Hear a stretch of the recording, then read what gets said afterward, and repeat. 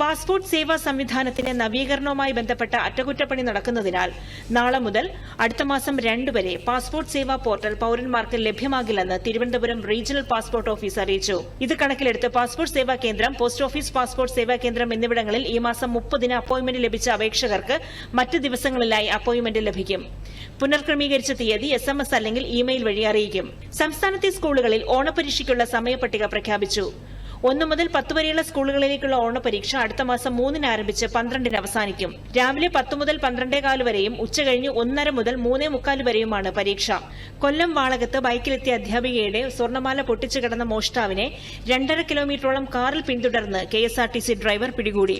Ranni ഡിപ്പോയിലെ driver Udimoodu സ്വദേശി PD Santhosh കുമാറാണ് ബൈക്കിൽ കടന്നു കളഞ്ഞ മോഷ്ടാവിനെ പിന്തുടർന്ന് പിടികൂടിയത്.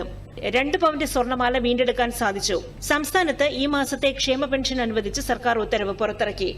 നാളെ വിതരണം ആരംഭിക്കും. ക്ഷേമ പെൻഷൻ അനുവദിക്കുന്നതിനായി 3000 കോടി രൂപ RBIയിൽ നിന്ന് ധനവകുപ്പ് കടമെടുത്തു.